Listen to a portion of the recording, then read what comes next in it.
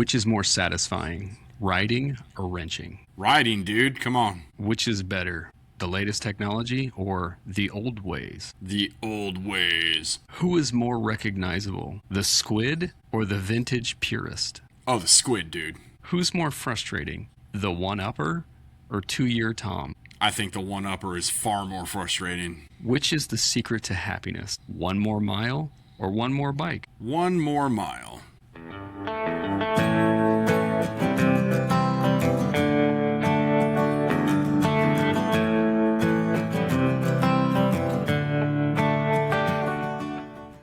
Some people like wrenching on motorcycles.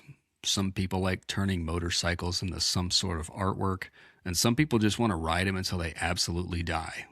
Welcome to Moto Adventure Unscripted, a weekly podcast about motorcycles, travel, and adventure. I'm your host, Drew Faulkner. Mark comes back to join me today, and we are talking about the 10 motorcyclists you will meet. All of us love something different about motorcycles, but deep down, there are actually some major driving forces about what it is that we like about motorcycles and the community, and we are unpacking all of that today. As usual, we want to hear from you, from the listeners. We are so happy to have all these comments, so please leave comments here on Spotify. Hit us with email, moto80vr@gmail.com. Wherever you're listening, grab your beverage of choice, turn it up. We hope you enjoy the show.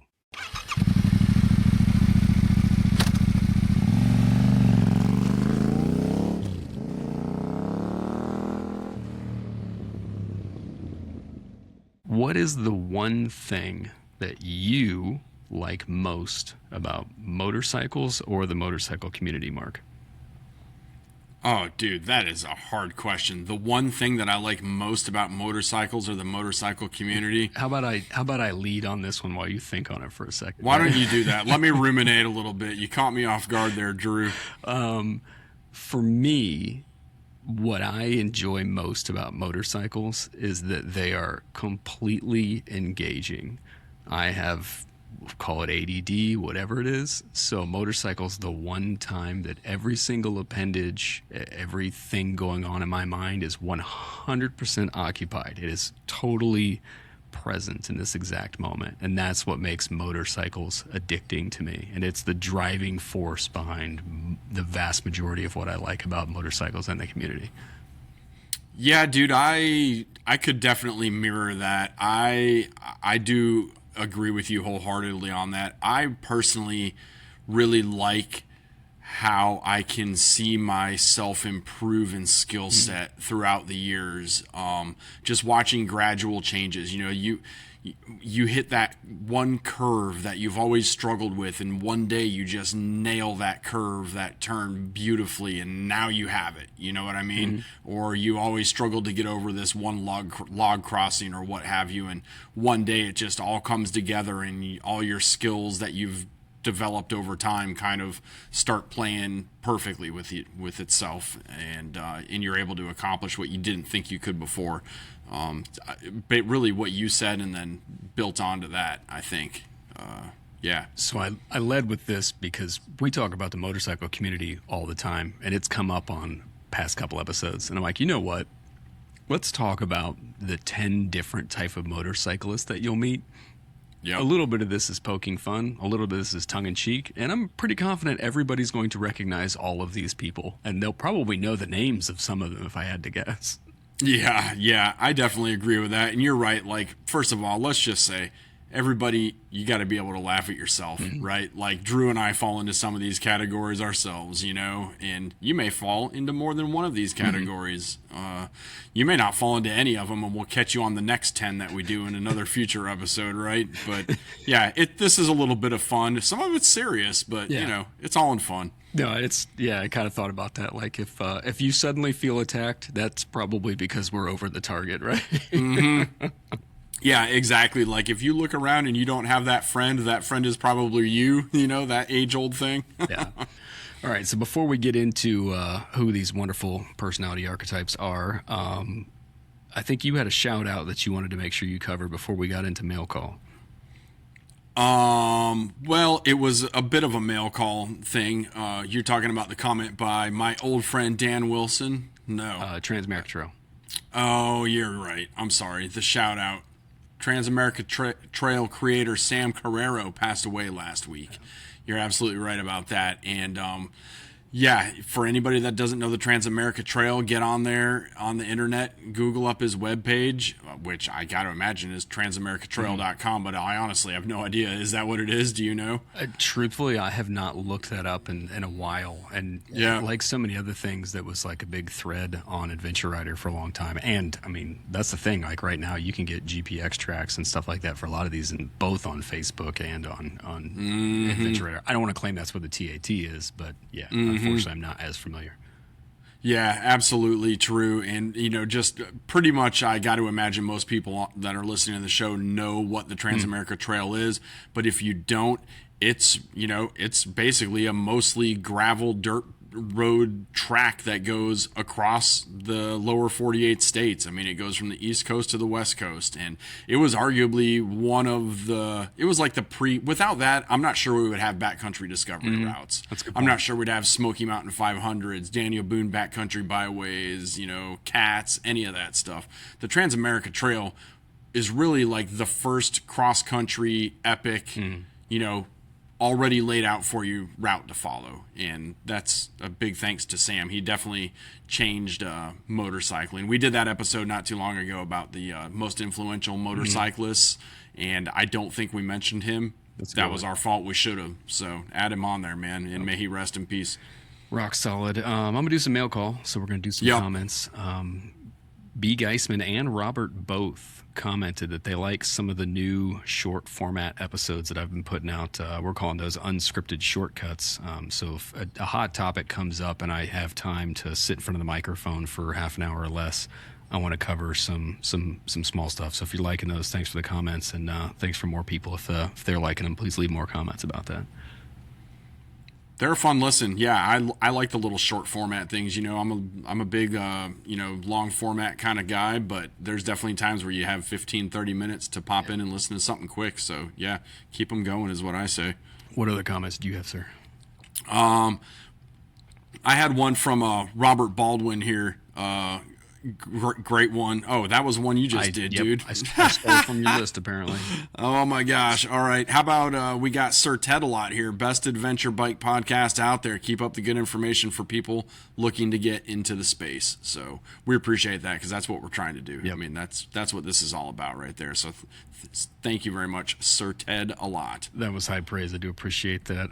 For sure. Alexis said that she's looking forward to riding this summer, even if it means riding in some of the peanut butter clay. I think that was episode 127, road and trail etiquette. She also asked in a comment, is there merch available? And so I just ordered some podcast stickers, the second edition. So hopefully you're right this time. So stay tuned for news on that. What else you got? I'm looking forward to stickers because the only people that like stickers more than middle school boys and girls are motorcycle riders, so we'll add to the collection. Yeah, we got a great comment from Christopher. Great podcast. This is from episode 147, the How to Choose the Right Adventure Motorcycle. Really enjoyed it. Been considering a mid-size adventure bike, and he's torn between the Husky 901, which clearly I'm partial to, the BMW 900 GS, and the Aprilia 660 Rally. Let me say, dude, I considered all those motorcycles, not so much the BMW just because of price point alone, but I don't think you can go wrong depending on what your goal is with any of the three of those bikes. Those are some fantabulous choices you've got to get through. So good luck, Christopher. Let us know what you pick, dude. It's worth talking about in that mid-size ADV shootout. We do cover some pros and cons of those. So if he hasn't heard this episode already, and others people who are thinking about those, check that out. Yeah. My buddy Joe Holderman commented on the one of the shortcut episodes, the affordable off-road bikes. He's keeping his XR specifically because the higher performance off-road bikes have gotten pretty expensive. So, what else? Can't argue with that. I got the last comment I got here is from I started to talk about it a minute ago. Old long lost friend of mine, Daniel Wilson, posted in the episode 145. How can we welcome new riders? Cool to find this podcast with Flux. 17 years ago, started in ADV by tagging along with Mark and the Dogs, the dual sporters of Georgia, on his first group ride and such as. Pretty sure the events of that day were in that episode, as a guy had a stick go through his leg and he had to escort him to the hospital, which I do remember clearly, Dan. So, yeah, man, he mentioned my brother riding his V-Strom off the cliff that day as well, which I had forgotten about. So, yeah, he's still out there kicking around, riding around on an F800. I just wanted to give a shout out because I have not heard from Dan in, dude, over a decade, and I don't know how he found the podcast or related myself to it with you, but I love it, man. So, yeah, appreciate it, Dan. Send me a message. Let's hook up sometime. Last one here. Jim commented that the heart wants what it wants. That was the new episode 147, how to choose the right ADV bike for you. And that was that closing comment there, that it no matter how much stuff makes sense on paper, the heart wants what it wants. So it do. All right. Like you said already, undoubtedly there are probably more personality archetypes than 10. But I'm not going to say there's that many more. So we tried to boil this down into some format that's both digestible and fits enough of the cliches, as it were. I'm going to narrow it down to 3 basic topics: performance seekers, practical people, and then the last category, wrenchers, romantics, and the free spirit. Where would you like to start, sir? Dude, I say just start right at the beginning with performance and status seekers. Let's go ahead and get these jokers out of the way. The first person that it came up in the intro that I think of is it's the speed demon, like the adrenaline junkie. Mm-hmm. And I think that's a whole category with like subcategories. So where are you at on that? Well, yeah, the performance and status seekers aren't really my people or my jam. These are kind of guys that we end up, on the front porch at TWOS at two Wheels of Such is here. We just hang out on the front porch and watch these guys roll in from, doing their loop that they do every Saturday. They seem to ride the same roads, I don't know, every single weekend. They know them like the back of their hand. They're faster than crap a lot of times. Yeah. Dangerously so, if you want to be honest about it. But you get the speed junkie, the squid. That's what I was going to say. Is there's a subcategory here that is the squid, right? That's the 12 o'clock boys, or the dudes on the highway that are just ripping through their splitting lanes wearing flip flops and a t-shirt, like all those things. Yeah. I actually argue that squids can come in many shapes and sizes, right? Like you think about the flip flops on the sport bike and all that, but I think, do you ever see squids in full leathers, dude? I have I guess. Well, first we should probably define that, right? Squid to me is squirrely kid, is untrustworthy motorcyclist, or a motorcyclist with dubious, I don't even know, the dubious choices, basically. Sure. Yeah, totally. Yeah, I don't think you're far off from that. I guess I think about the guys with like the helmet mohawks and like the little like suction cup horns on their helmets, doing it for the clout, doing it for the gram, these Instagram girls that, aren't wearing many clothes and not much skill set that I can, figure out, and racing around on bikes that they're dropping all the time. I don't know. It's a bit cliche, but they're out there, man. I usually try to just go the other way. I think that's going to blend with another one, so I think we should look back to that. But no, I think very well may. I think there's also the racer. Like that's a legit thing that for some people on a motorcycle. We mentioned my own attachment to being mentally stimulated by everything that's going on, but to some degree, it is the speed. It is the Tom Cruise control what's uncontrollable, and that comes in on-road and off-road formats. So yeah, it definitely does. Yeah, it definitely does. The racer is a real thing. The racer and the squid are I don't know. I guess they can overlap, but I think that they're pretty different people. Oh, agreed. I think you can definitely pick them out, right? Yeah, they're going to be very highly disciplined. Very polite, respectful people, but it's like, Right. no, those dudes are in it for the speed. And I think the off-road community especially, right? Like, yeah, dirt bikes are fun. And then there's like I said, here's the next adjacent flavor of the adrenaline junkie is it's everybody has a friend that there's no such thing as a chill ride. Yeah, Like, oh, yeah. this is that same person. Like Right. there's no relaxation involved here. It is balls out all the time. That's just who they are.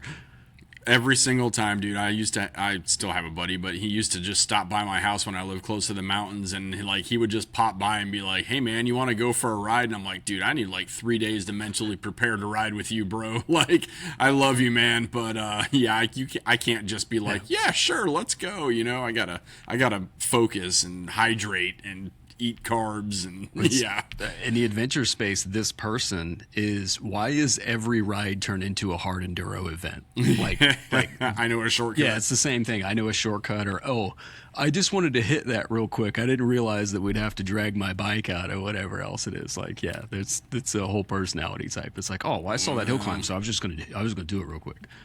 I think that you and I have both been that person over the years, man. I'm not that person as much now as I used to be, but I still have that trait. Like, oh, trust me, guys, like this isn't that bad. And then like you look back and like every bike behind you is dropped, and you're yourself dying, literally like sweating bullets. Guilty as charged. I'm not a racer, but I have been known to know a shortcut or two. That's funny. So, the next one I can see as the perfectionist. So this is the next archetype. Number 2, the perfectionist, also known as the spec sheet sultan. All right. This person they have to have the best bike. They bought this because on paper it has the most horsepower. It's the newest Ducati that came out this year. Everything is about having the premium, top shelf everything bike. Like there's several flavors of this person, but it is very much like no. My buddy bought a new bike, so they don't say it, but they bought a new bike, so they had the newer bike than the next person. Like it's a status thing. Yeah. That's when they roll out of the showroom floor and it's like head to toe, whatever. I'll just say it: climb helmet, climb jacket, climb pants, climb boots, climb gloves, climb sunglasses, climb underwear, climb underlayer, like everything on a 1300 GSA, and you're like, dude, like, are you kidding me right now? Like, literally everything in there got rolled into that loan. But cool, man. And this is also, they sold the BMW GS, so they sold all the climb gear. They bought a new Ducati with a matching Dainese jacket, and like it is the full outfit and whatnot. Like it is very much, and to some degree, that's not necessarily the Squid, but it is kind of the peacock. Or also the one upper, or as I saw on the internet, topper. I'm like, oh, I like that. Yeah, this is the one up guy as well. I kind of like peacock. I think that's a good phrase to go along with it. Just a lot of show. And look, I'm not even saying that they don't have the to go along with the show. You know what I mean? Right. Like they very well may be able to handle the business when it gets down to it. Like I'm not taking anything away from that. It's just it's funny when you just see the dude, again, I go back to the adventure space because that's what I'm most familiar with. And you're like, you have all the Moscow bags, everything to make you look like an off-road, like world traveler guy, but you have street tires on that motorcycle. Like it doesn't have any dirt on it whatsoever. Like what is with this setup you got going on? It's just stuff I find funny, dude. I mean, I've been guilty of that stuff too. I like nice stuff. I'll peacock it. I want my stuff to look cool. I've said it before. I'll say it again. But some people just take it to the extreme, dude. Your pickup truck says 4x4 and off-road, but your all chrome rims and low profile tires say that's a lie. Yes, yeah, that's exactly right. You have what do they call it on the side where you step into the truck, like running bars or whatever, step up, step bars. You know, Running my boards. brother running boards. Yeah. Yeah, my brother's like that guy ain't going off road, dude. Take those running boards off your truck, you poser. Yeah, so all of us know it, right? Like it used to be the Harley Davidson.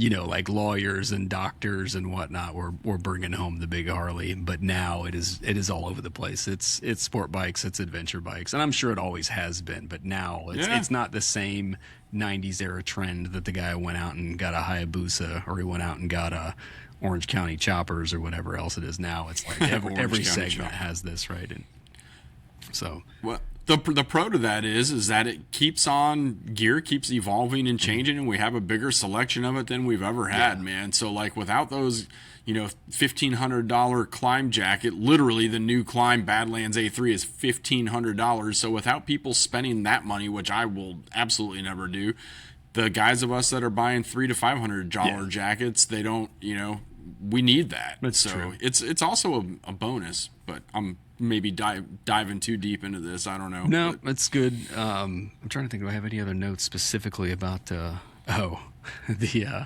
another one I found on here.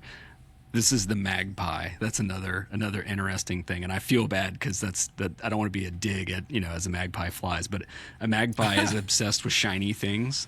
So it is also like, yeah, this is the newest shiniest bike, so I have to go out and get the new version because they've done all this other stuff to it. So I kind of covered that. well, now I need to know why she calls herself as the magpie flies. it's in the because episode. that's not it, is She it? talks. I need to go She back talks and about that it's never direct. That it's always, oh, look over there. That's a cool place, and that was that whole story. okay, That's just, I so didn't it's want, completely different. yeah, I didn't want those two things to be associated, but because that's the real thing about magpies is they are they're fascinated and drawn by shiny stuff. Gotcha. Okay, cool. I like that. The perfectionist is also the trophy collector, and I've mentioned that before. And this is all in the same vein, right? These are all like nicknames or pejoratives or other descriptive words to make you think of who is the perfectionist person. So to some degree, the trophy collector is the same thing. Like I have to have the fastest bike, while also sometimes it's this is the retirement prize. This is the people associate it with midlife crisis and whatnot. But to me, I see it like, yep, I clocked out for the last time at my job. I finally bought the Harley that I've always wanted, and this is my my slam dunk that this is finally over. So to some degree, Yeah, you dude. can kind of see this in that same space, but it's not quite the same. Yeah, man, and you should go get something awesome when you story. retire for sure. So I hope to do that. Definitely my plan. And then the last person in this section of performance slash status seekers, the next personality I like to respectfully call Inspector Gadget. Do, do, do, do, do, do, do. I love that name. Yeah. You may resemble this a little bit right now. Oh, yeah, dude. I'm not Like I innocent said, either. I might. no, like I said, we may fall into these categories for sure, dude. Always wanting the latest tech, the latest feature, upgrade, accessory. Thing is I'm partially guilty of this. I'm definitely not always looking for the latest tech, but I like a good upgrade, dude. Like I've kind of stopped buying and flipping gear all the time, Yeah. but for a long time, dude, I would buy a jacket, try it for whatever 3-5 months, whatever, a couple weeks sometimes, and then get rid of it and buy the next jacket because I just wanted to. I was obsessed with finding the perfect jacket, right?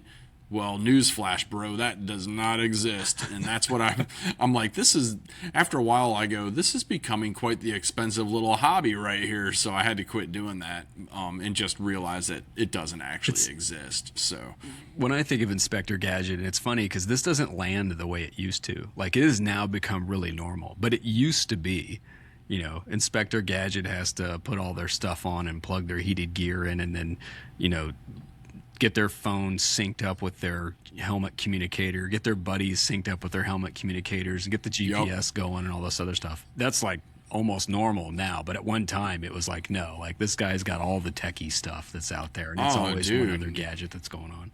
Oh, and look, they keep putting stuff at us. Like I've said before, like I wonder if our granddads just laugh at us from up in the pearly gates because they used to just like throw on some jeans and maybe a leather jacket and go to town, and we're, syncing cardos, syncing GPSs, making sure that, the heated grips are just right, making sure the windshield is at the proper setting. Now you've got flipping, 360 cameras. That was the next like place I was headed. The constant God. like GoPro, and I got to change my battery, and I wired this up so it connects to this, that, and the other. Yes, man. Is this on? Is this on? Like, if there's a surefire way for me to not want to ride motorcycles with you anymore, it's be like, hang on, I gotta get my giant selfie stick out and like take a video of this. Dude, we're going down a graded Forest Service road. You don't need a video of this. Like, I assure you, no one's gonna watch that unless you have plans of some spectacular crash that I don't know about right now. Yeah, I think you're fine. It comes to another level. Like, we're having fun poking fun at people we know, and to some degree I've been this person quite a bit. I think of that new DMD2 tablet that you have that it's bigger than my TV. It's ridiculous. It's so dumb. The other thing I think of is when like self-adjusting suspension came out, when the automatic smart suspension launched. I think Ducati called it Skyhook or something like that. So really, yeah, they had that wild name for it, which is like something out of Batman, right? But yeah, all of the creature comforts, the self-adjusting seat height that happens on the Pan America. Like, there's a whole archetype of person who I've met that it's like, oh no, like, that's a new thing. I got to try that out. Like, I got to have that. Like, it's to me, it's the same as, well, there's a new iPhone. I have to get the new iPhone. Like, everybody listening right now knows someone who is like that, or at least was that way at least 10 years ago. Yeah, man. Yeah, it's it's funny. There used to be just giant leaps with every new iPhone was kind of special. Like, like they made it like, it's a choir of angels delivers it to you and all that. Now they're just like, here's a new iPhone. Here's a new iPhone. It's not even a thing, It was TFT Dash, right? Back in, what was that, 2016, 2018 timeframe. Like, oh my God, have you seen the new TFT Dash? Like, it's unlike anything. If I roll my eyes any harder right now, they are very cool, right? And it's become normal. But in the beginning, it was like, this is the greatest dashboard ever. And I'm like, yes, the Inspector Gadget is fascinated by all of the new techie stuff on here. Makes me think of the adaptive cruise control, and then what is it? IMU sensing ABS, lean sensing IMUs, and like I gotta have all that stuff. Yep. So gotta have it all, dude. Have you seen the center stand that goes down? I forget what bike has it. It might be the 1300 GS, but the center stand that is electronically activated. You are shitting me right now. No, I'm not. I swear to God. Right. I think it might be the GS, but I could be off base, so don't quote me on that. But one of these new high-end adventure bikes has a center stand that's electronic. Send hate mail to moto80vr@gmail.com. Leave comments here on the episode that we're being ridiculous and harsh and a bunch of Luddites. Get off my lawn. Let's go outside and yell at some clouds. Did we miss any adjacent personalities for performance and status seekers? No, I don't think we did. I think we covered that. All right. The next category, practical means people, which I'm surprised there's not a whole lot of people living in this space. So I'm betting I'm missing an archetype. So I look forward to hearing what people say. Yeah. This one I think is near and dear to you. I think you're the one that handed it to me. I think you used the term the road warrior, or was it traveler that you used? I think it was probably traveler, but I do like road warrior also. Yeah. Where are we going? I don't know. The road is the destination. Like, we're not necessarily going from A to B. It's we might not eat breakfast till, I don't know, 9 o'clock, but we're gonna leave at 7. So that kind of thing. Just saddle time. All they want to do is ride. Yeah, when I remember getting hooked up with the the Iron Buck community, that is what comes to mind to me. That is very much like, we're not eating breakfast until we've put down 100 miles, period. Like, that's like a firm rule that it's like, And I always think of Aerostitch. What is that? Their motto is like grime-covered astronauts, I think is what they call it. Yeah, Could because it's be. I'm not road familiar with grind that. covered astronauts. I can speak English, I promise. But yeah, because they're wearing like space suits, right? And that's, I mean, Yeah. it is what, when I've got my winter gear on, when I'm walking into the office and it's 35 degrees outside and it's, December or whatever else it is, and I'm walking around the office like an astronaut, people are just looking at Yeah. me. And that is what I envision. I know I just made that about me and that's not what I meant. But yeah, you know it when you see it, right? When you see somebody who has an arrow stitch that's completely faded, that it's asphalt gray and it used to be completely black when they first bought it, like that dude's serious. Yeah. Yeah. I like the red ones that always faded out into pink. Those are my favorite Arrow Stitch Yeah. suits. Like, that's a giant pink suit. By the way, it was a giant red suit at one time. That's not a whole lot better. I mean, I got a buddy of mine that just, it's almost like the other friend I was telling you about, where you have to mentally prepare to ride with him because you're gonna leave as early as possible, and he already lives in the mountains, so you gotta like plan on an hour of your crap riding to get to the good stuff where he lives, and then you're gonna leave at the butt crack of dawn. And you're not going to be back till nighttime, guaranteed. I mean, guaranteed, And that nighttime, by the way, it might not be at 7 p.m. It might be 11 p.m. before you're back. You just, we've been on rides together where we're going down the road and it's like, we're looking at a map going, hey, man, we're actually this close to West Virginia. Like, and at the time, I'm like, I've never been to West Virginia. All right, it's only this far on the map. You know what I mean? It's like an inch. Yeah. Oh, dude, yeah. And then we go, and then we get back to the Blue Ridge Motorcycle Campground at literally 1 a.m, and people are like, "We were worried about you guys," and we're like, "We're riding motorcycles, But that's his jam. I'll do it with the right people, but I'm not generally the guy that's doing that. Is the road warrior the guy who, if you're in a group ride, there's like zero plans for like stopping for lunch? It's like eat what you brought, grab it at the gas station, stop talking, or off-road. You're riding off-road and everybody takes their helmet off and they're like, for fuck. Yeah, exactly. Yeah, that's the road warrior.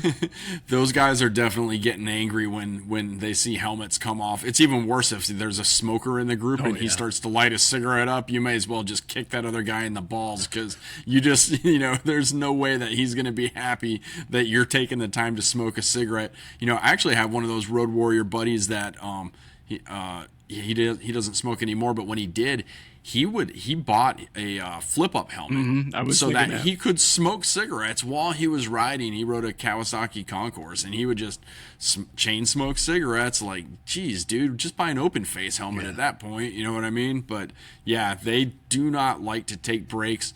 Literally had to stop with another buddy one time and be like, he finally came back to check on me after I stopped because I had to pee, dude. I mean, I had to pee for like an hour. I mean, I couldn't deal with it anymore.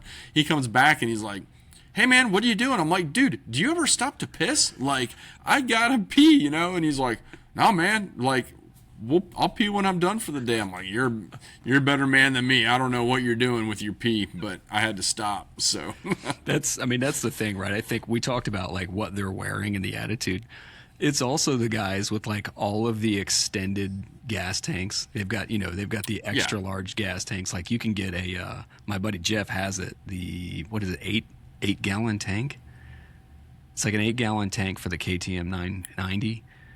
Yeah. Oh yeah, the big safari tank. Yeah, you can. Yeah, safari tanks for whatever the bike may be. The Honda ST 1300 has like a big 6-gallon gas tank, and everybody's talking. The GSA 1300's got a big tank on like these. Oh, dude, those big pony kegs that they put on the back seat. That was the next place I was headed. Right, like these are the range guys. Yep, highway pegs in 4 different spots. No, it's 100% it. Yeah, they may or may not be related to Inspector Gadget, but they definitely have all the extended range stuff. And it's like, no, I only get off the bike when I need gas. That's the only time I stop. Long haul Paul, I think, falls into this category because he said that on the show. He's like, yeah, there's no stopping to pee or anything else until I get there.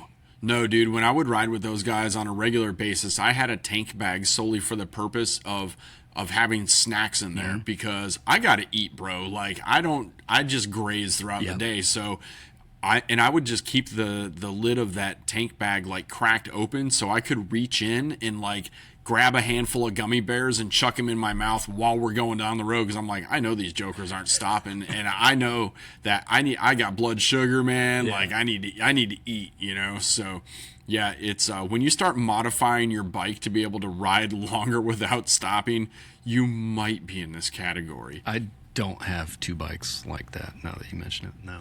I think it's wise for everybody listening to seriously, like, recognize this person because of what you're saying. That if you're not this person, recognize the person we're describing. Because if you don't have a headset and you're riding with this person and they're out front, you're going to have to pee and you're not going to get that chance to take a break. So hopefully your bike is faster than them so you can ride up there and point at the tank or whatever else. But you're probably not as good a rider as them, and they probably know all the back roads without fail and how to get around them. You know, they probably have a couple GPSs, and you know, like you said, they're not necessarily the Farkle guy or whatever, but close. It's like, oh, dude, yeah, man. Yeah, they know how to get around, you know.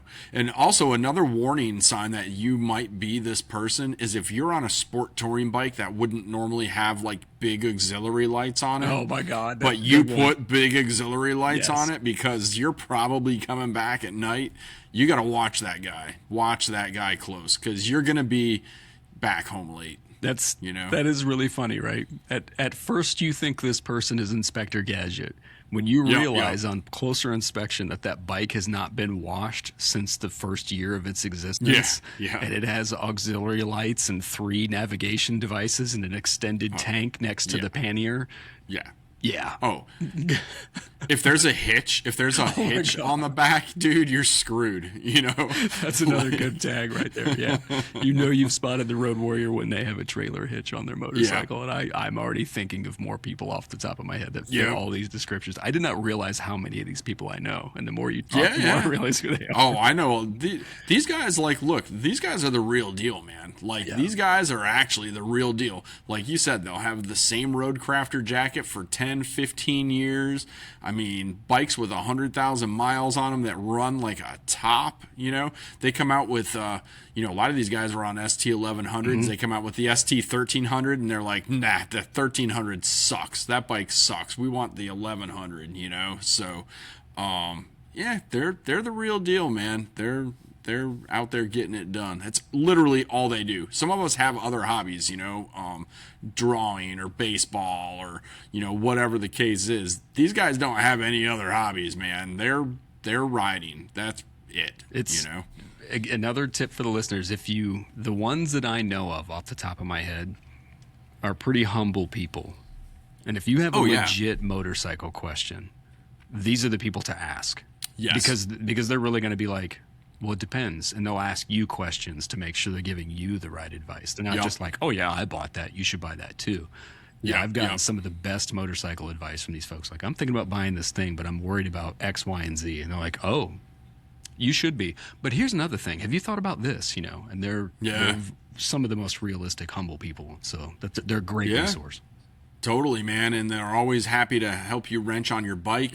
They always have a motorcycle lift. Like, you don't fall in this category if you don't own a motorcycle lift. You know, I have been cast out. You have been cast out. You're close, Drew, but you need the motorcycle lift because that bike ain't going to a dealership. Not ever. Nope. Nothing. Nope. That is a truth. They do. The ones I know do their own work, to include having their own tire changer at their house. That comes to mind right away. Very much so. Yep, dude, we slaughtered that one, man. I love it. Man, I forgot how much fun that was. That's a good one. Yeah, man. The adjacent personality, which to me is not necessarily the polar opposite, but the utilitarian or the commuter, which is totally the other side of the coin, but the same, like, totally pragmatic perspective of motorcyclist. I don't know a lot of these, but I know they exist. Well, I was this guy because I went almost 10 years without even owning a car. So, you know, I just owned a motorcycle and rode to work every day. And you know, you want to be kind of nimble. You're not looking for a lot of things to weigh you down. You're looking for some cheap solutions to fix some problems because, I don't know, man, stuff can be boosted off your bike if you're parking in a parking garage or at the grocery store or what have you. So it, you know, it's somebody that always has a cargo net stashed under their seat, which old habits die hard. I still have a cargo net stashed under my seat to this day because you just might need a cargo net, man, at some point in time, you know? When I think of this, first and foremost is like the beat up scooter. Now, Yeah. you've got 12 o'clock boys, and this is all people can afford. That's its own, segment of the population. But I automatically think of like the city commuters, that it's a scooter that's not like been abused. It's like the Yeah. Road Warrior. Like it's seen a lot of action. It still runs. I always Yes. think of my buddy Tom's like Honda Elite. Like, it's this classic 80s era scooter that you can't kill. And, it's a Yep. staple. It always stays in the garage. And, dude rides it to work when it's 30 degrees outside and, all that jazz. People. It's not like a stretched out Honda Ruckus. I don't think we have Mini Moto Bro on the list, but that's probably its own archetype. I look forward That's to an the archetype. comments to the Mini Moto Bro. Yeah. Yeah, I think of the same story though, like the ratted out dual sports that have ridden through salt and winter. Yep. And the same thing. Guy shows up to work every day all winter long because, like you said, that's their only mode of transportation, or they're like super cheap. Like it's all about saving money. And the motorcycle, I know people listening are like, motorcycles not cheaper. And I'm like, well, they are, but you have to like completely put your ego aside. Like you have to ride the bike no one wants with the cheapest maintenance. And Yep. I always think of the 250L, right? Like it is the most unremarkable, not special motorcycle, but it's incredibly cheap to own. You can beat the crap out of it. And yeah, to some degree, I was that guy riding to work in the wintertime on bikes like that. But yeah, everybody knows somebody with a DRZ or a DR650 that's beat to death that the guy rides everywhere with a milk crate. There's a KLR in there too, right? Oh yeah, man. It can be any number of bikes. I mean, I did it when I had a 950, so it can really be anything. But yeah, that 950 never got washed. It just, when it rained, it got washed. You're gonna have heated grips. That's a telltale. Like this guy, his number one thing he's putting on a bike is heated grips, dude. What do you think? No, I like Accurate? that. Yeah, it's faded plastics. There's not been sun any faded. graphics or anything on this bike. It's all been beat off. To crap on this bike. But you're right. The stock stickers have peeled off. Yeah, heated grips, and you see the SAE connector hanging out from underneath the seat because they plug in their heated jacket or whatever else it is to ride year round. This person may or may not have aux lights as well, though. Again, piece of crap dual sport or light adventure bike, or like you said, V-Strom from the 90s, but it's got they're probably not like Cyclops or anything like that, but yeah, definitely a lot of urban lights to make sure. Or the Denali sound bomb horn. Oh yeah, that's a good one too. The super loud horns to make sure that they don't get mowed over in traffic. Yeah, man. You will also find that on the Road Warriors bike, by the way. Those sound bomb horns are if you took the time to put one of those on your bike, you've probably been almost killed by an 18-wheeler. I mean, when you're going to that, because those things, you've seen one of those in person, right? Like those horns are not small. You got to like be pretty creative about where you put those jokers. So, yeah, it's not like a Rottweiler part where some of them are two pieces too. Like some you have to like mount part of it somewhere stashed away, and then there's the external part that's meant to make all the noise. So yeah, it's man. Yeah, dude, for sure. Yeah, I can't, because I don't really know some of the penny pinchers, but I bet the guys down in Cincinnati, if anybody listening from Cincinnati, I bet they have names of people right off the top of their head that do this stuff, because they've got bike night down there on Tuesday, downtown Cincinnati, all winter long. Like guys are showing up on supermotos and all that other stuff all winter long. Really? Yeah. Wow. Needless to say, we'll talk about bike nights very soon. Yep. But the urban commuter is one of those people that does tend to show up to those things. So if you know them, you meet them there for sure. Yep, 100%. I will give one more giveaway as to who this person might be, and they have ammo cans, literal ammo cans for panniers. Yeah, not like maybe even Pelican cases, yes, right? I was but headed for there. sure the ammo cans. That's the thing, right? We talk about urban commuter, but the other thing is this is also the penny pincher, because it's the same archetype. They may not be the urban commuter, but everything's about utility. So to your point, it's like, well, I can buy these ammo cans at the gun store or the gun show for $15 or whatever it is, and then I can, Yep. use my erector set to put it together on the motorcycle and save a few bucks. I've literally used an erector set to do mods on my Right. bikes before. That's what I'm saying. Like, we've all seen this person, but yeah, it's exactly it. It's like a whole bunch of the stuff on their bike is completely like handmade because it was something that was just cheaper that they could fabricate in their garage than it Oh, was yeah. for them to buy something from a store somewhere. A backrest. That may also be with the Road Warrior too, but Mm-hmm. a backrest on these bikes, dude. Especially if it's a handmade. Okay, the Road Warrior is going to have like the Corbin built Yeah. one that fits in the slot on his nice seat. This guy is going to have one that he got a piece of angle iron from. It probably weighs 15 pounds and bolted it to his luggage rack to have a backrest on it. Yep. Yeah, definitely the cheapskate, the penny pincher. I put practical Pat written down here, and then urban scooter bro, which we've covered pretty much most of those. Yeah, man. Yep. I'm trying to think. All right, so that's the practical people, so to speak. Now the big category, which I actually think, I never thought about it when I was kind of writing this down. This is probably the vast majority of motorcyclists. Agree. The wrenchers and the romantics. This is the Sounds like a good book. yeah, doesn't it? Yeah. Which one do you want to go with first? Because there's what, five different Dude. archetypes here. I say let's go with mechanic, Okay, the grease monkey. yeah. Yeah.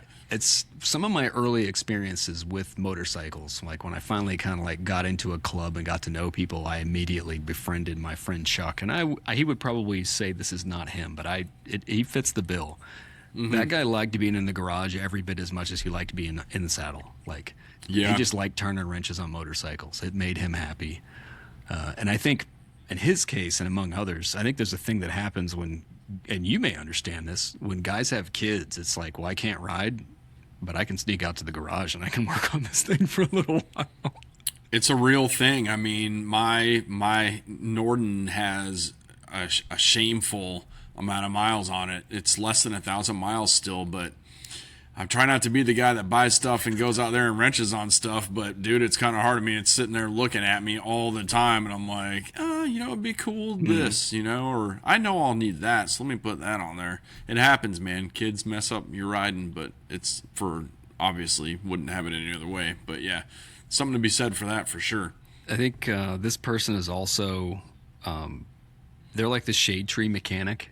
They do like wrenching on stuff, and they have a social network that makes it so that projects keep coming to them. Like, hey, I can't get this thing started, or I found this basket case really cheap. Can you help me get it together?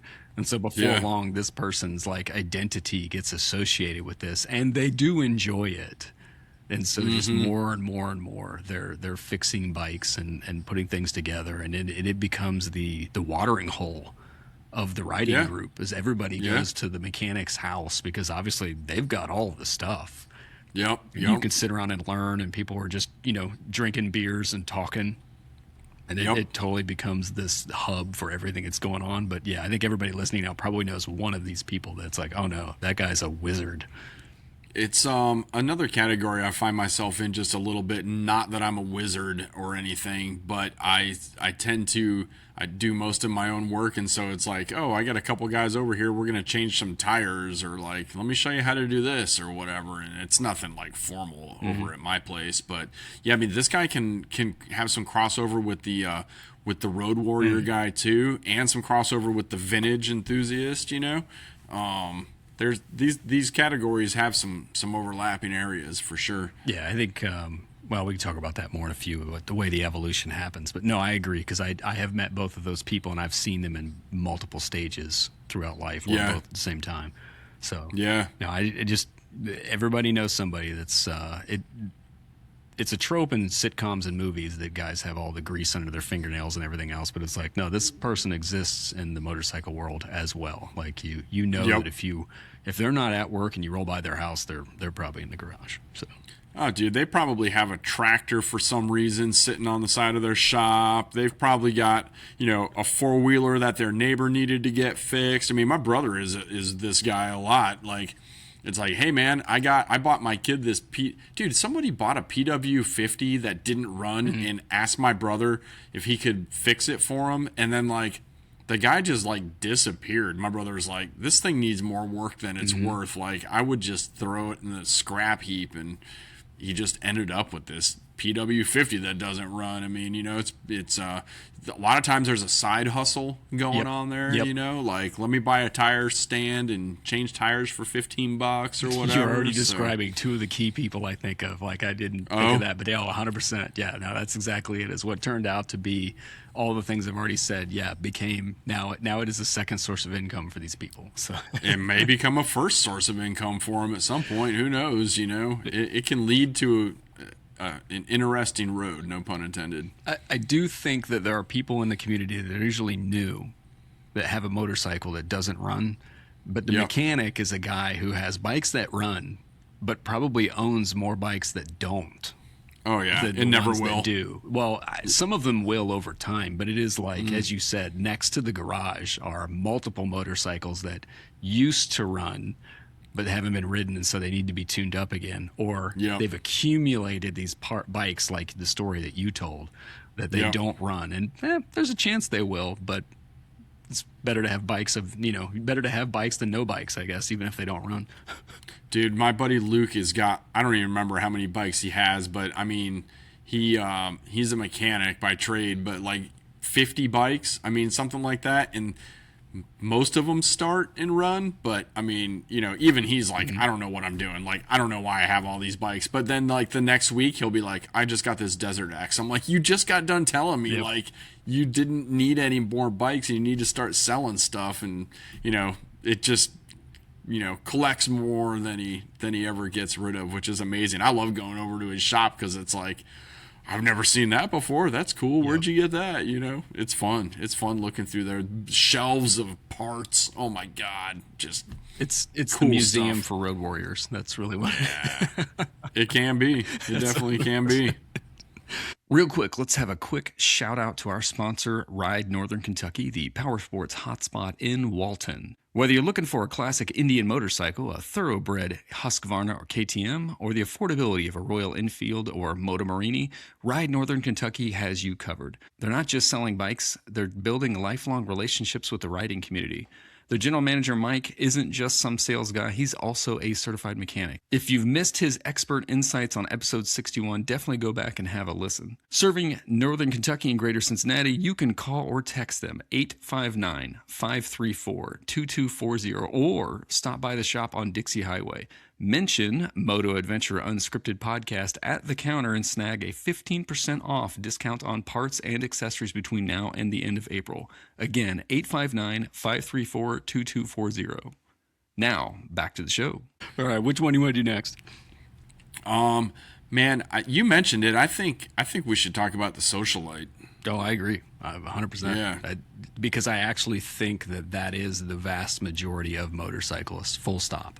I honestly think for most people, it's not that they don't like motorcycles. They do. They enjoy riding them. But I think for the most part, the people, the community, that's what they love most about motorcycles is talking about motorcycles, going to places to be with other people who like motorcycles. Like it's everything. And I think you were talking about bike night guy. So when you said bike night guy, what do you mean? Well, to me, like bike night is like, he doesn't miss a bike night at the local dealership or at Cycle Gear, or you know, we used to host bike nights at an English pub. You know, like you go to every one of those things, dude.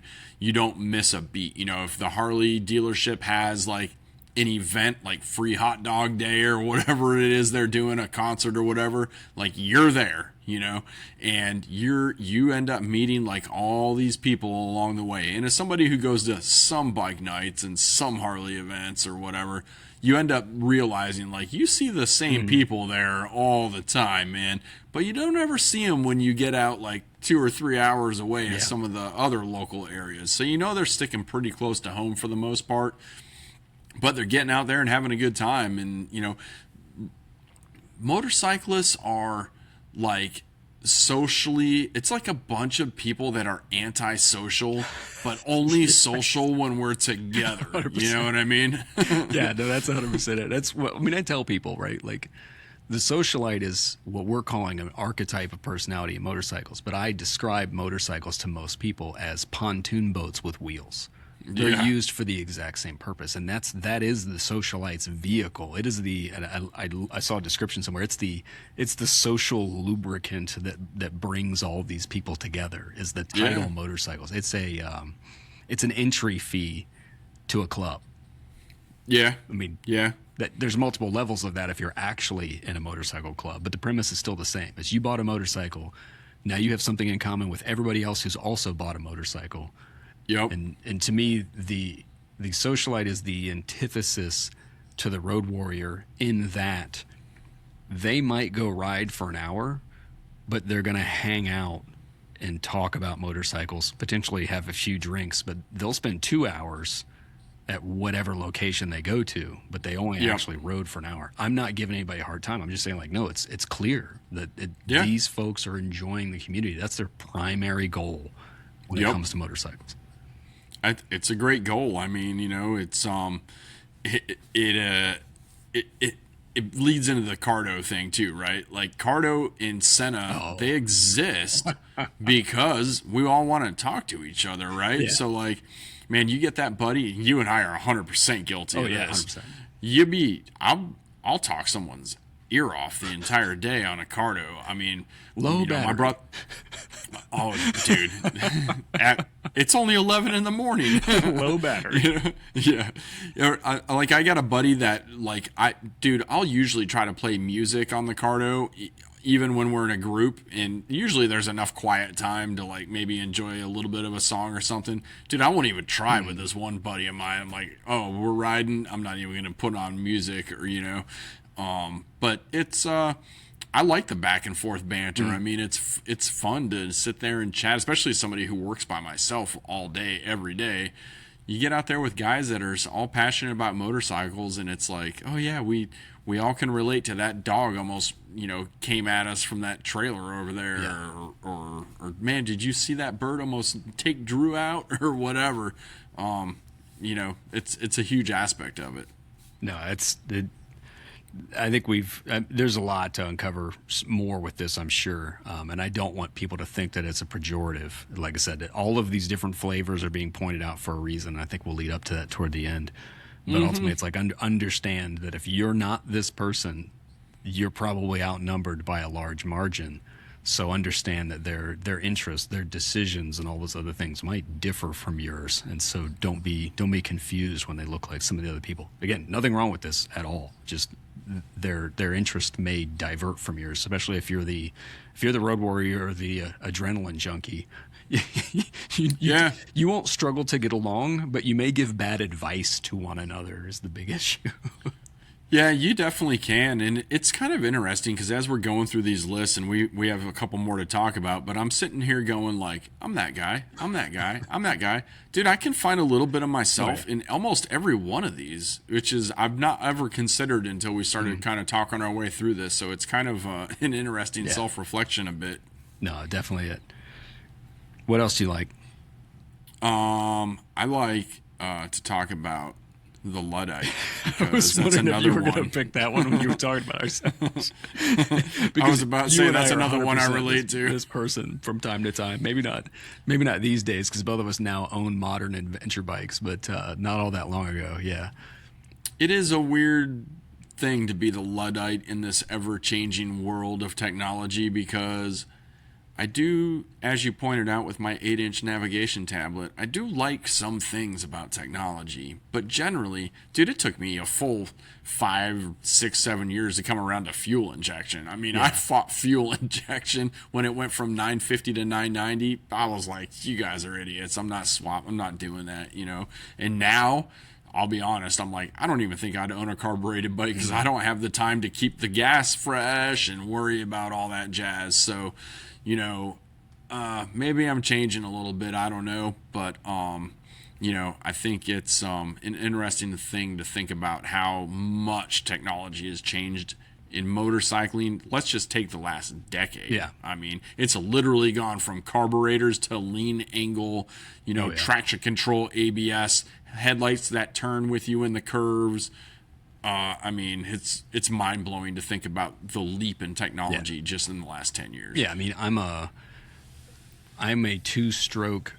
carbureted two-stroke dirt bike person. That's what I like. And today there really is a fuel injected two-stroke. Like that's now KTM's bread and butter. So yeah, that's in there a lot. So I guess if listeners didn't catch up on this point, like, yeah, the Luddite is like the anti-technology person.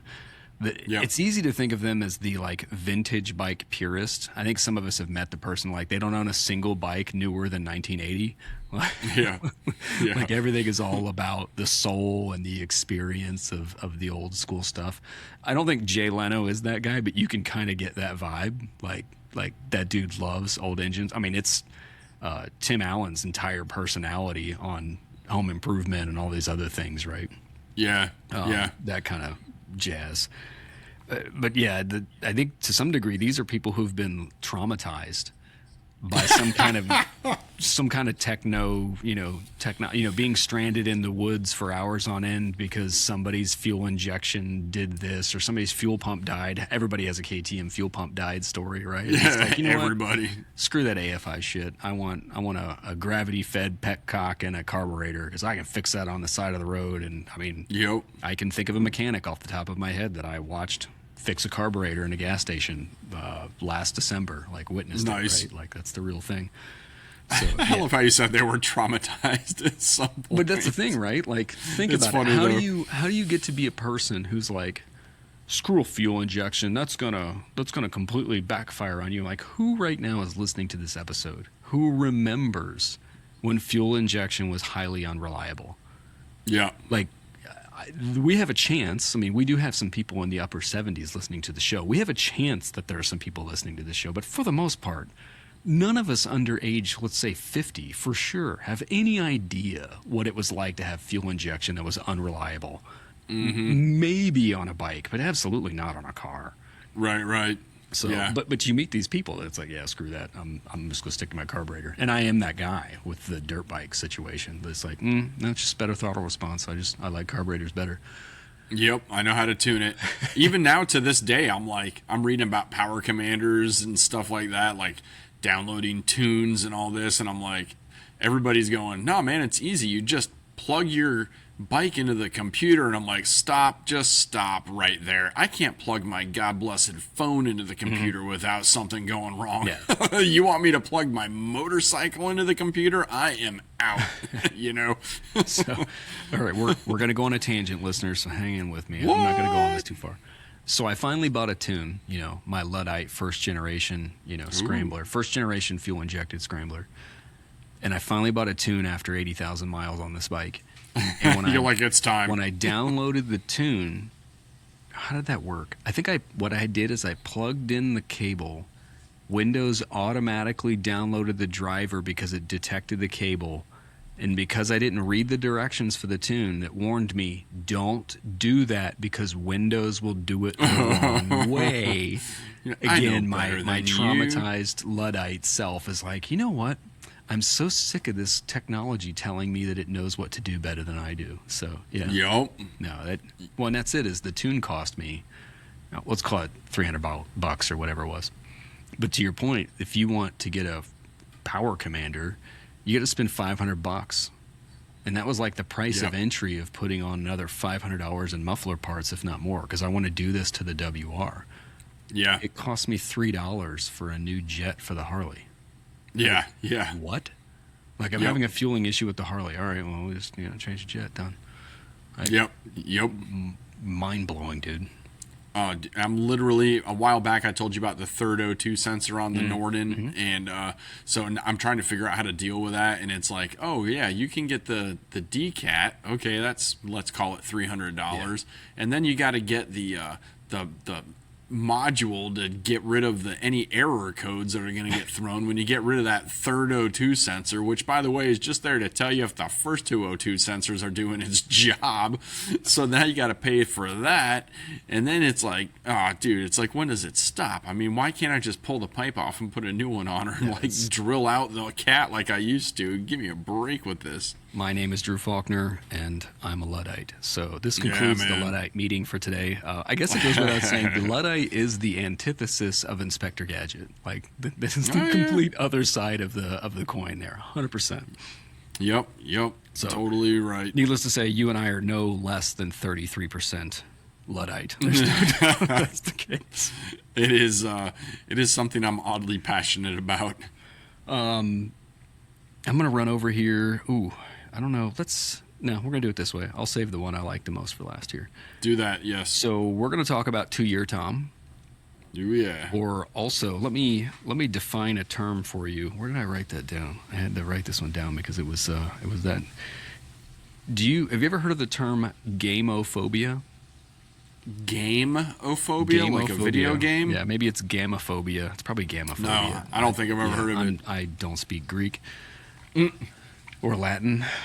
Or English very well. An intense fear of relationships or long-term commitment. Gamophobia. So the gamophobe, and all of us know this person, I also call them FOMO bro. This person has a new bike every 2 years, probably every 18 months, but definitely every 24 months. If they have multiple bikes, you see them with a new bike every single year. Yeah. Because one of them's getting turned over every 18 to 24 months. Yep. They may or may not be, the spec sheet Sultan, the one-upper. But I think for a lot of people, it's like they're just speed dating every motorcycle that they can get their hands on. Yeah, got to ride them all, right? Like a Pokemon. You got to catch them all, man. Life is short. Buy all the bikes. He who dies with the most toys, wins, that sort of thing, right? Yeah. Yeah, this is, I guess I should have said that. I don't know if I said it at the beginning. Yeah, wrenchers, romantics, and the free spirit. This is the free spirit that it's like, nah, can't be tied down. Just too much commitment. Love them and leave them. I love my brother. This is how he manages cars. Like, this is 100% who he is with cars. I can't ever even figure out what car my brother's driving at the time. He's talking to me about buying, this truck or that truck. I'm like, what do you drive now? And he's like, the Jeep. I'm like, I don't think I've ever even seen that Jeep. Yeah. Okay, cool, man. It's funny. Your brother and my brother are probably very similar. That's really funny. Yeah, two Luddites are hosting a podcast, and both of their brothers are 2-year Tom. That's hilarious, because I've seen your brother go through at least 2 bikes, if not 3. Oh, dude. He's a very impulsive buyer. He came down here one time, and he saw our buddy had an 1190 for sale at his dealership. It hadn't even been like inventoried or PDI'd yet or anything, right? And my brother's like, you want to go to Bobby's and check that bike out? I'm like, I guess. Like, what else are we going to do? Let's go. We go there. And like, he's looking at it and he's like, what do you think? I'm like, what do I think about what? What are you talking about? And he's like, I think I'm going to buy this bike. I'm like, dude, it hasn't even been cleaned up yet. And so he goes, Bobby, how much were you going to ask for that? Bobby gives him a price and he's like, all right, let's make it happen. And Bobby's going like, what, really? And so, yeah, he came to Georgia just like, he wasn't planning on buying a bike. Yeah. I don't think he was planning on buying a bike. He's like, yeah, let's buy that bike. All right, cool, man. Like, I think he's stuck with the 890 for a while. He likes that bike a lot. But, yeah, man, there's definitely, that's a little bit of the ooh shiny over there. It's something I've been trying to unpack because I actually think 2-year Tom is 2 people.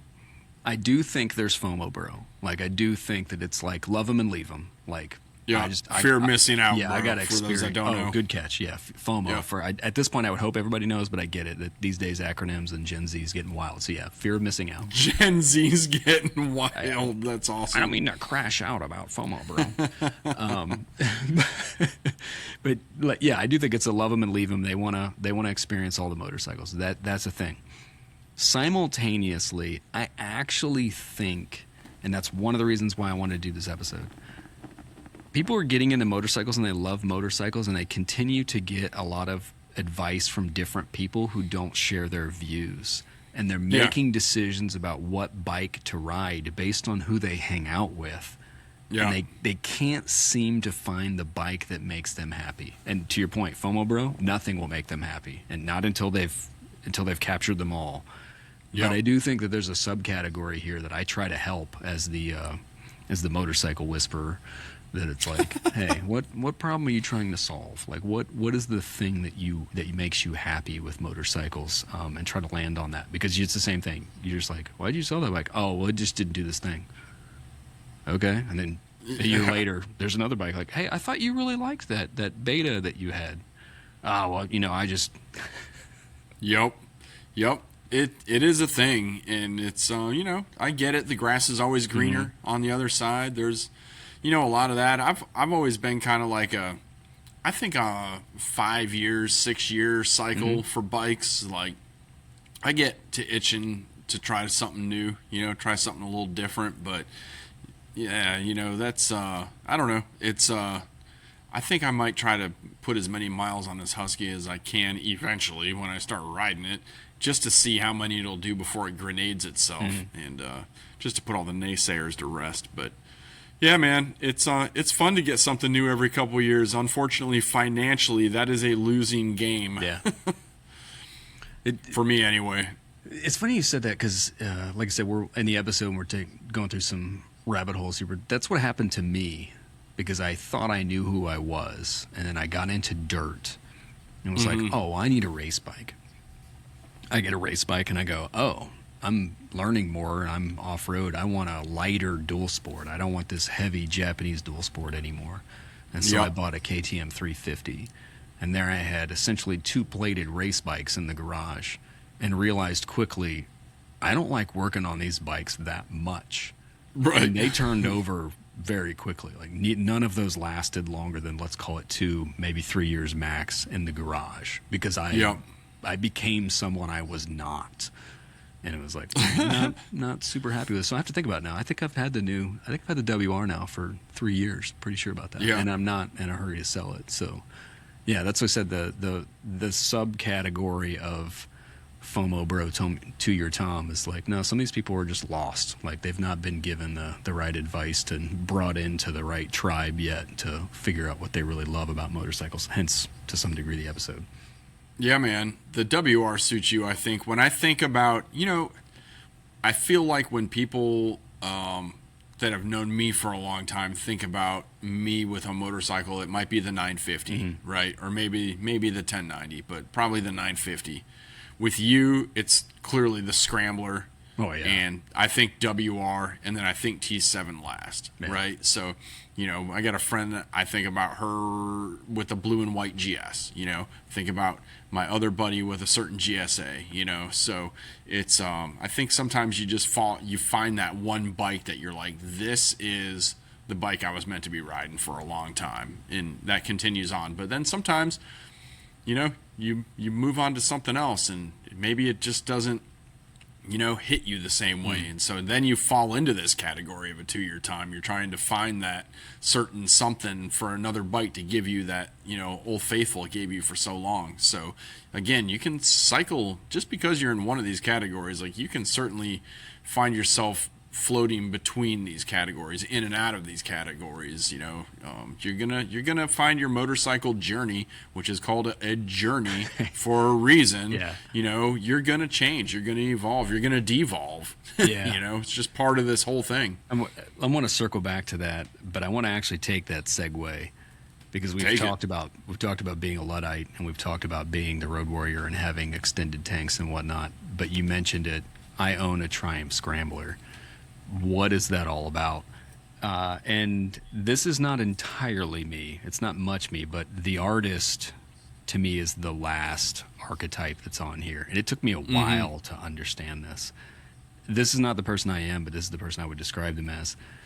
This is the kind of person that, like, goes and finds a basket case or a deal on a motorcycle and spends all winter with this, blank canvas building this completely custom bike. Takes it to a motorcycle show or a bike night or whatever else it is, and then puts it up for sale and starts over. Yep. It's, Yep. I mean, there's subcategories here, lots of them. But I mean, I've had guests on the show. Like these people, the art is what they love about motorcycles because it's so easy to build, so easy to fabricate, work on. It brings together some of the most interesting people that you will ever meet.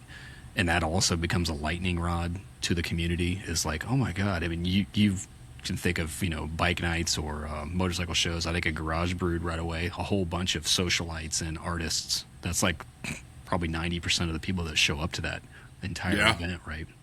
Yeah. But that's the thing that I really think of and think of Harley Davidson. That's their entire business model. Sure. Like, socialites and artists. Like that's 100% what most of the people are who buy those machines. I know there's, again, all the people we've talked about are there too, but I'm like, yeah, that's the primary piece of the cruiser crowd. Yeah, I think about the vintage bike thing a lot. Like my buddy Wes does BMW restorations, and it's, he does some vintage racing now, but like for sure he works on bikes. Well, he works on them for a living, but he likes to work on bikes and make them into something special that they didn't start out as. Probably more than he actually likes the riding of the bike, and that's like not a slight whatsoever, but he has a vision of what he wants this airhead to look like and what he wants it to be capable of. He works on it, puts his blood, sweat, and tears into it, and then puts it in races or does it for a customer of his. Like a customer has a vision, and it's Wes's job to put that vision out into the real world, It's definitely, motorcycling has a lot of creative people in it, and I think that goes back to the joke I made earlier about being a bunch of antisocial bastards. Like, artists are not social creatures by nature. Like I was an art major, as you know, so it's like we're not social by nature, but when you get us in where we're comfortable, it all comes flowing out.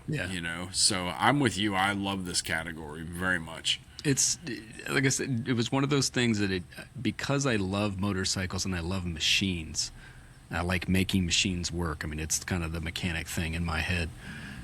But I just was amazed by people who would buy a motorcycle and spend hours all winter long just putting it, taking it all the way apart and cleaning everything and putting it all back together, barely riding it and selling it. Like, it blew my mind.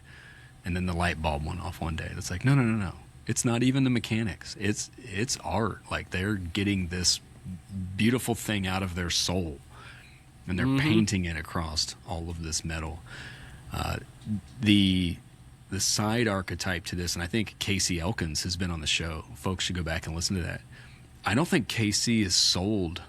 Maybe by now he's sold a couple, but he's one of the guys that they pour their heart and soul into these bikes and then never sell them. Like, they have a garage full. Everybody knows one of these people. Yeah, they've built all these crazy machines and they've never sold any of them. So they just they have a museum essentially of bikes, be it, like you said, vintage bikes. They may have restored all these basket case vintage bikes, or they have most of it together and it's missing a few parts, so they can't do anything with it until they finally find the last piece of the puzzle to put in there. Yep. But yeah, they've got this giant, barn full of motorcycles that they will never sell.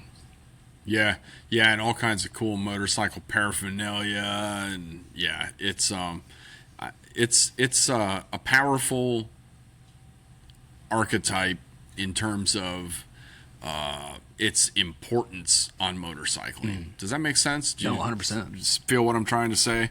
It's it influences all the genres. I think all the genres and archetypes and all these things, the 10 types of motorcyclists we've discussed, I think they're all influenced by this guy. It's so fascinating to me because the custom bike scene tends to drive the market, and we all think of cruisers because it's the easiest one. It's been the most popular.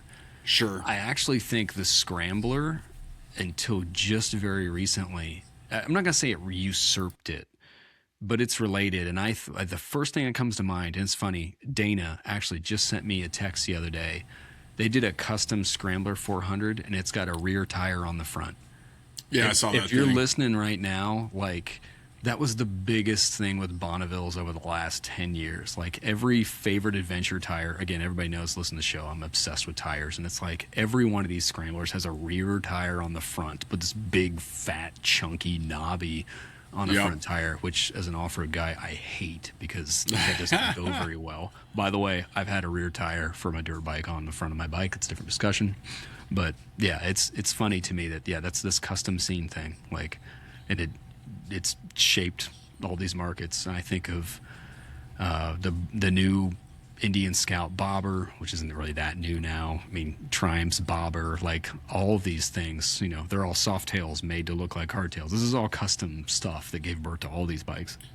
Well, I get what you're saying with the scrambler thing, and yeah, you could literally go order parts from I forget the name of the company that made all those scrambler parts that I don't think is around anymore.